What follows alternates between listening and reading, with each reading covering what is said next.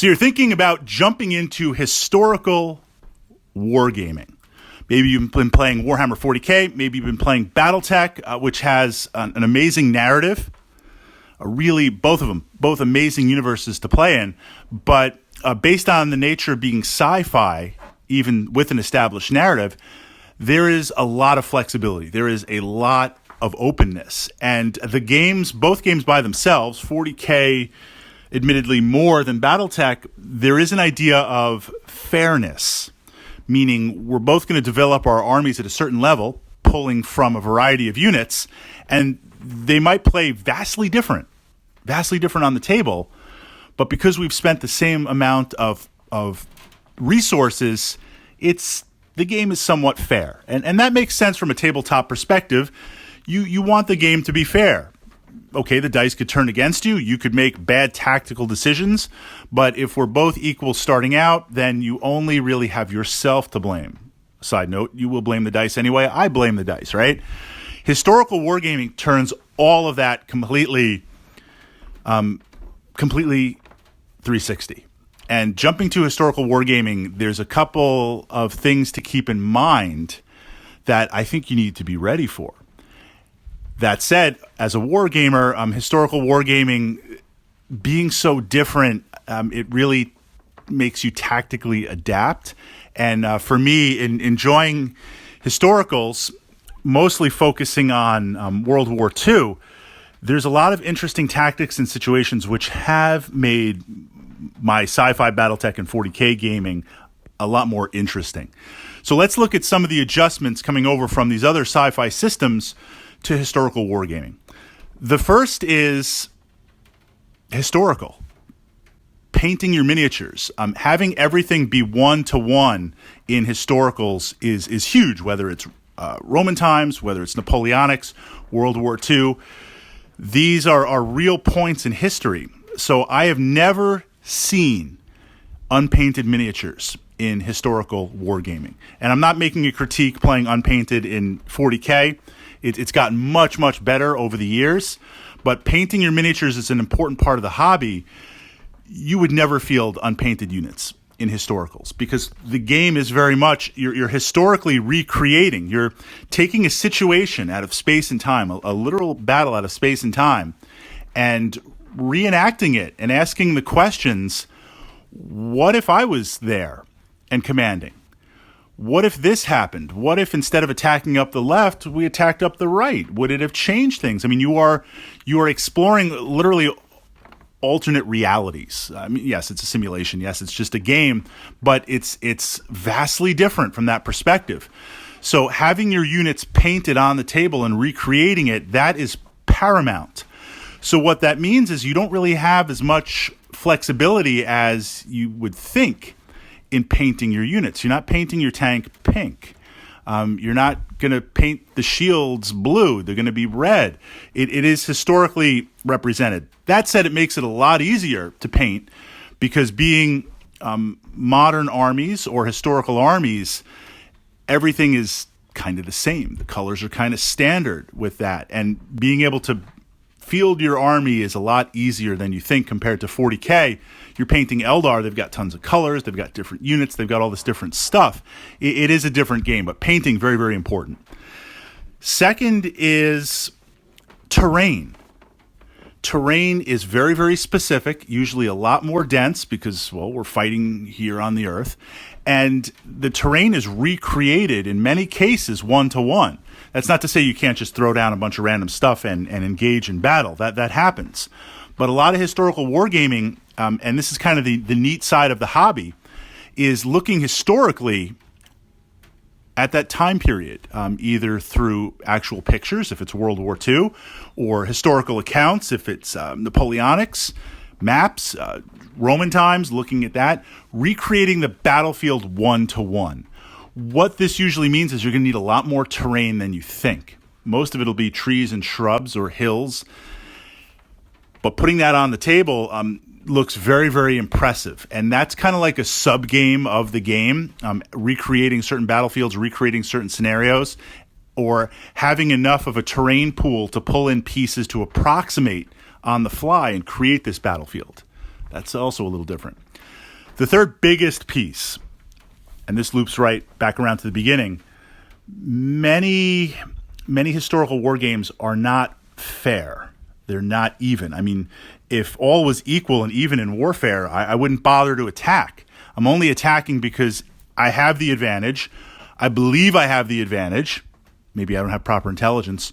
Or honestly, I'm being attacked because I have no other choice. I mean, everything is about deception and attacking if you believe you can win. So if I think it's fair, I wouldn't attack. I want to gain some sort of advantage. Historical war games, you can play with a point system and a value system and go head-to-head. That's built into many, many systems. But the bulk of historical play is things aren't necessarily fair. So Chain of Command, fantastic rule set, World War II. I enjoy playing late war Germans because I love tanks. I'm obsessed with tanks. I mean, the Americans have great tanks. I love playing my Americans, but given the choice, I love playing Tigers. I love playing King Tigers, just lots and lots and lots of tanks on the table. But historically speaking, these tanks, technologically, yes, they were superior, but they weren't in big numbers. Invasion of Fortress Europe, the Americans had more tanks. The British had more tanks. So often I'll be playing a much more powerful tank. I might have King Tiger or 2 Tigers, and there'll be 4 Shermans on the table. Yes, I am superior, but I'm outnumbered. We also look at, and I play late war because I want to unlock those tanks. I can't, so what that means for my infantry squads, they're a lot smaller based on the German losses. They're 5 and 7. They're not these big, massive infantry squads like the Americans have. Although I do tend to have more machine guns based on that because that's how the Germans attempted to make up for that deficiency. But numbers are still numbers. You can do anything you want in a war game, but I would not say, hey, let's play early war where Germany had just started the war and infantry squads are massive. So I get my big infantry squads and I get lots of machine guns. Oh, and I'm going to take also King Tiger tanks and Tiger tanks on there. That's historically not accurate. I mean, nothing's going to stop you. You could play Weird War or things like that. But generally speaking, you exist in the period that you want. So if I want the tanks, I got to play late war. What that means is I'm always outnumbered. Even my senior command structure in Chain of Command, I have 1 senior commander, where the British and the Americans will have 2 by default. If I want another senior officer on the table, I got to pay some points for it. You're dealing where you're undergunned. So what that forces you to do is look at the advantage you have and really leverage that. Historically, you will play a lot of missions that are not equal. A lot of missions where as the attacker, you might have overwhelming force. You will. As the defender, you're going to be in a lot of trouble. The question is, can you change the course of battle? Can you do it as a commander? So for me, the biggest split in historical wargaming versus sci-fi futuristic wargaming, and you guys know I love BattleTech, I love 40K, massive part of my life, and I'm going to try and make sense with this statement. I find historical wargaming more philosophical and almost a very spiritual dimension to it, manifesting on the table. BattleTech and 40K, I'm rolling dice, I'm having fun, I'm blowing stuff up, my mechs are exploding, missiles are everywhere. It's a lot of fun. I'm serious, I want to try and win, but it's a lot of fun. Historical's like living history.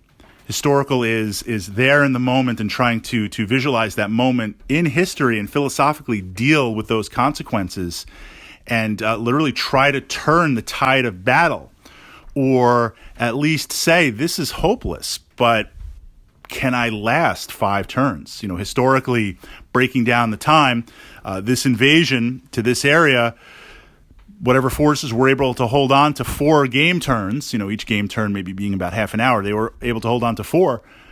I'm going to lose. Can I hold on to 6? Can I hold on to 8? Can I rally my soldiers to stay and fight to the end? I don't know.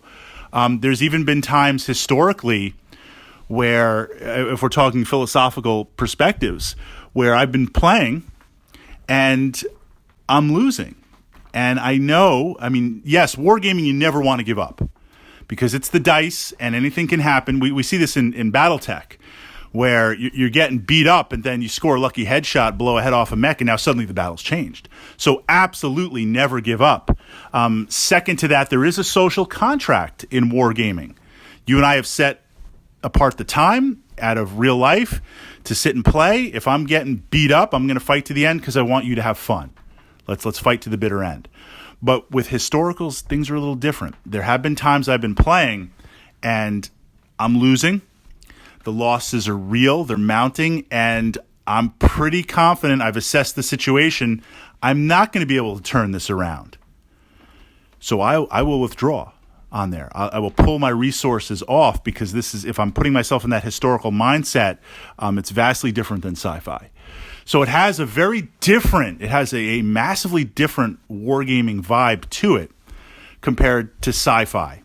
And even if you are totally like Fritz, all I'm doing is 40K, all I'm doing is Battletech, I would encourage you to explore some historicals. And even if it's just hooking up with a club and well, you know how those things go. You join a gaming club or you jump into historicals, you play someone else's army. Next thing you know, you've got an army. I mean, I don't have to put that disclaimer up, but it's worth it to play a couple of games just to see the perspective because it's vastly different and it's very valuable and it will give you insights feeding back into your main war game.